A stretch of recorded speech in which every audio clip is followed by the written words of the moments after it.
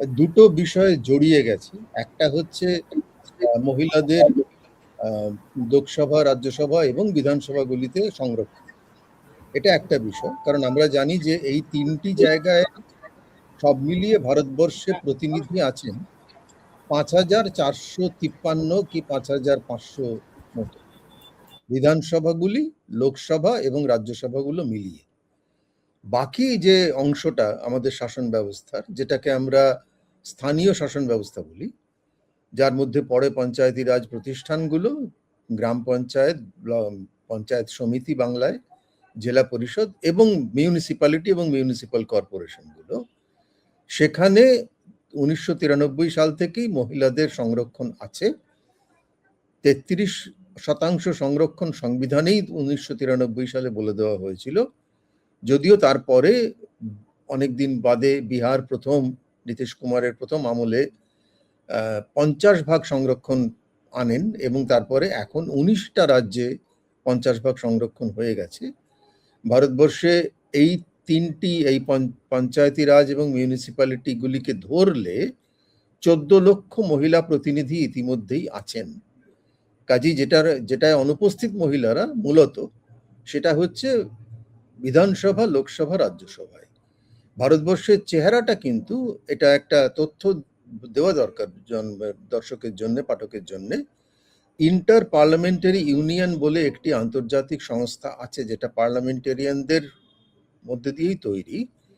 ১৮৯০ সাল থেকে তারা সারা বিশ্বের বিভিন্ন দেশের পার্লামেন্ট অথবা পার্লামেন্টের সমকক্ষ প্রতিষ্ঠানগুলির সম্পর্কে তথ্য রাখে। তারা দেখাচ্ছে যে ২০২৪ সালে ভারতবর্ষে লোকসভাতে মাত্র ১৩.৭% প্রতিনিধিত্ব ছিল মহিলাদের এবং রাজ্যসভায় ১৬%, ১৬.2% মতো, ১৬.2% মতো মহিলাদের প্রতিনিধিত্ব ছিল। ১৮০টা না ১৮১টা দেশের মধ্যে ভারতবর্ষের র্যাঙ্ক ১৫১। এটা মানে একটা অদ্ভুত ব্যাপার যে স্বাধীনতার ৭৫ বছর বাদেও আমাদের মহিলা প্রতিনিধিত্বের সংখ্যা এতখানি নিচে।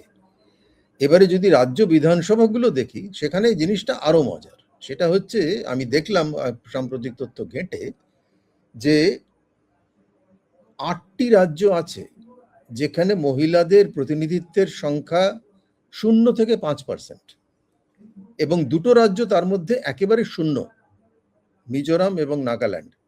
এই সম্প্রতি নাগাল্যান্ডে একজন মহিলা প্রতিনিধি নির্বাচিত হয়েছে বিধানসভায়। ৫ থেকে ১০% আছে মহিলা প্রতিনিধি ১১টি রাজ্যে,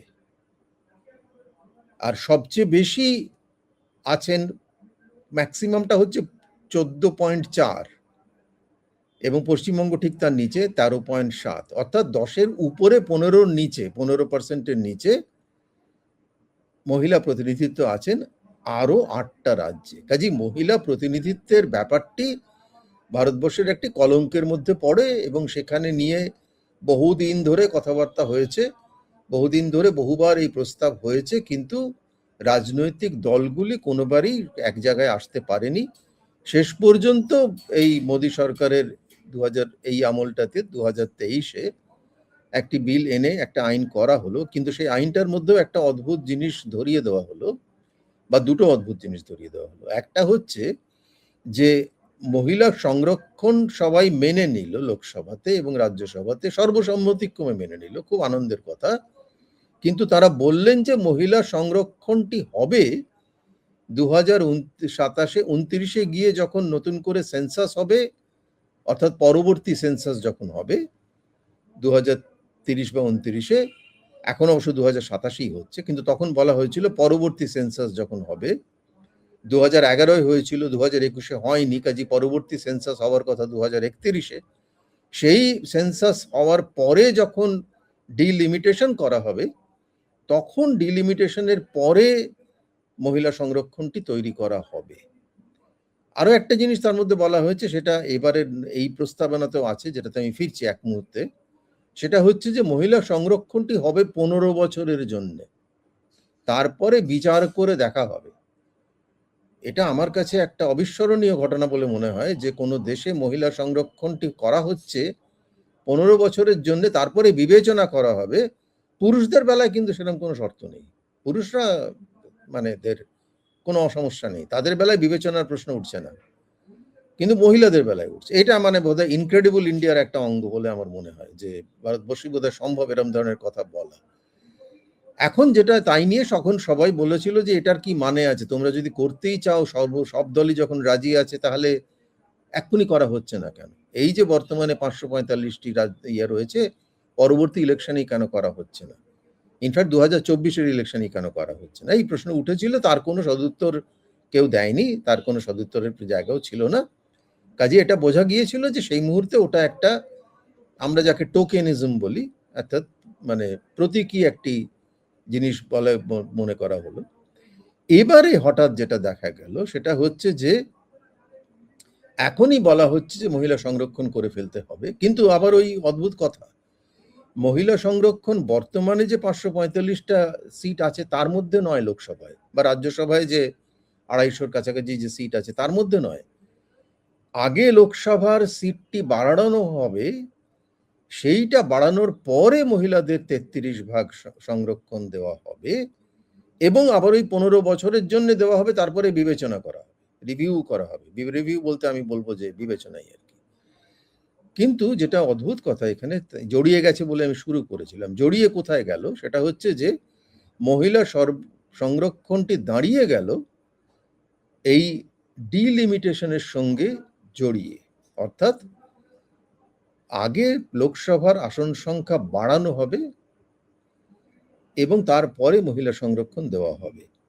এখানে দুটো জিনিস পরিষ্কার হচ্ছে। একটা হচ্ছে এই যে লোকসভার আসন সংখ্যাটি বাড়ানোর যে প্রস্তাব, সেই প্রস্তাব তো সেই 1971 সাল থেকে আমরা তো লোকসভার আসন সংখ্যাটি ফ্রিজ করে রেখে দিয়েছি, আটকে রেখে দিয়েছি। তারপরে বোধহয় 1998 সালে একবার হওয়ার কথা ছিল নাকি 2002-তে, তখনও আমরা গিয়ে বললাম যে না, এটা আরো 30 বছর থাকবে, কাজেই সেভাবে আমরা আটকে রেখেছিলাম। এখন তারা বলছেন যে না, 2011-র সেন্সাসের পরে সেই সেন্সাসের পপুলেশনকে ধরেই আমরা ডিলিমিটেশন করে দেবো, অর্থাৎ নতুনভাবে ভারতবর্ষের পার্লামেন্টারি সিটের আসন এবং পার্লামেন্টারি সিটের জনসংখ্যা দুটোই। এবারে ডিলিমিটেশন ব্যাপারটা বোধহয় সবার কাছে একটু পরিষ্কার করে নেওয়া ভালো। সেটা হচ্ছে যে ডিলিমিটেশনের দুটো অঙ্গ আছে। একটা অঙ্গ হচ্ছে যে ভারতবর্ষের যত জনসংখ্যা আছে তার মধ্যে থেকে কত জনসংখ্যায় একজন লোকসভায় প্রতিনিধি যাবে, এইটা ঠিক করা।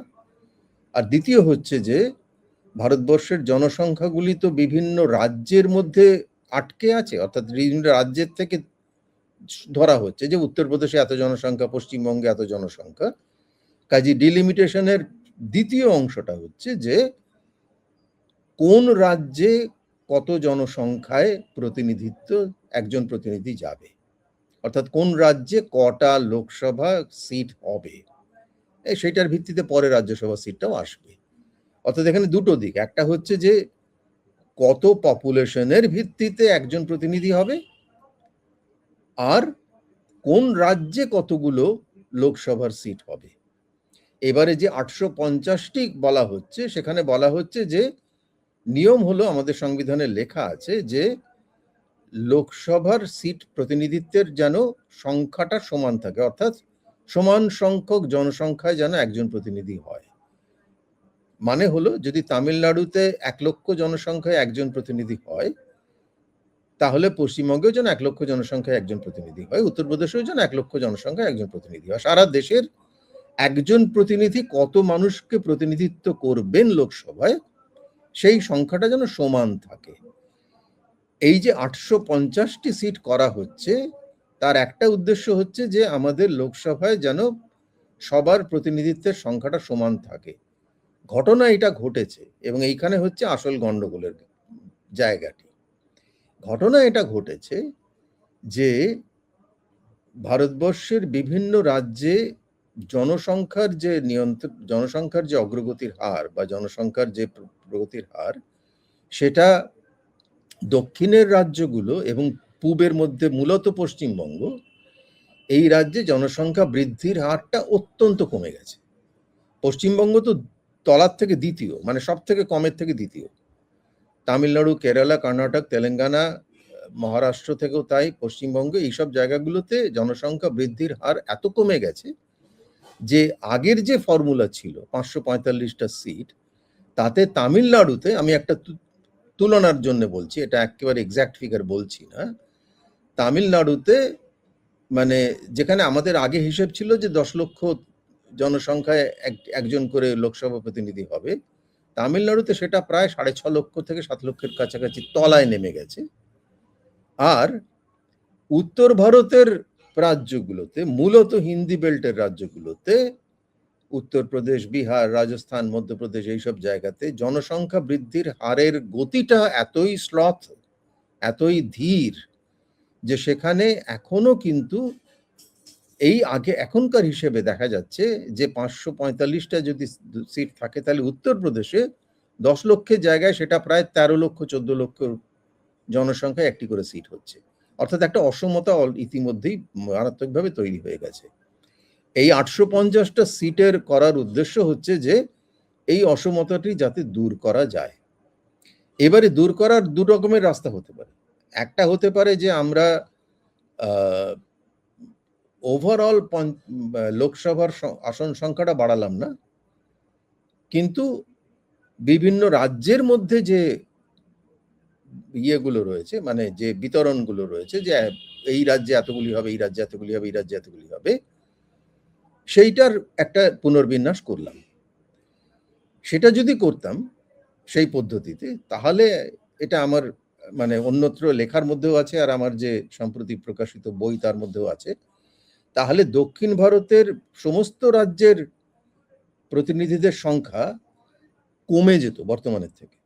তামিলনাড়ুতে যেখানে 39 জন প্রতিনিধি, সেটা হয়ে যেত 33, পশ্চিমবঙ্গেও 42-এর জায়গায় হয়ে যেত 38, এরকম আরো কমে যেত কিছু কিছু জায়গাতে।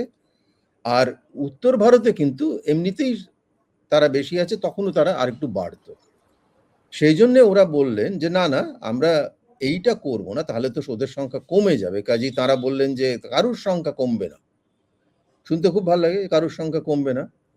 মজাটা হলো এই যে 850টি আমরা আসনে করতে যাচ্ছি, সেটাকে যদি রাজ্যভিত্তিক বিতরণের মধ্যে ফেলি, তাহলে এখনকার ফর্মুলা অ্যাপ্লাই করলে দেখব শুধু উত্তরপ্রদেশেই এই বর্তমানে 80টি লোকসভা সিট আছে, সেটা বেড়ে হয়ে যাবে বোধহয় 143 বা কিছু, এবং বিহারে বর্তমানে বোধহয় 40টা সিট আছে, সেটা বেড়ে হয়ে যাবে প্রায় 70-এর কাছাকাছি।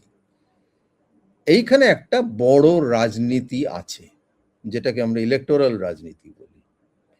এইভাবে যদি পুনর্বিন্যাসটা হয় ডিলিমিটেশনের, তাহলে দক্ষিণ ভারতের এবং পূব ভারতের লোকসভার সিটের সংখ্যা কিছুটা বাড়বে, একেবারে বাড়বে না তা নয়। মানে বর্তমানে হয়তো সবকটা মিলিয়ে ওদের আছে 133, ওটা গিয়ে দাঁড়াবে 163 কি 170-এর মতো। আর উত্তর ভারতে শুধুমাত্র বিহার আর উত্তরপ্রদেশকে যোগ দিলেই ওই একই সংখ্যা বেড়ে যাবে। এবং আসল রাজনীতিটা এখানে খুব পরিষ্কার। তাহলে যে কোনো দল, আমি শুধু যে বিজেপির কথা বলছি না, যে কোনো দল যে সময় ক্ষমতায় থাকুক না কেন, এটা অঙ্ক কষে দেখিয়ে দেওয়া যায় যে শুধু উত্তরপ্রদেশ আর বিহার যদি তারা জেতেন, তাহলে আর দুটো বড় রাজ্যের লোকসভা সিটগুলো জিততে পারলেই পার্লামেন্টে মেজরিটি হয়ে যেত।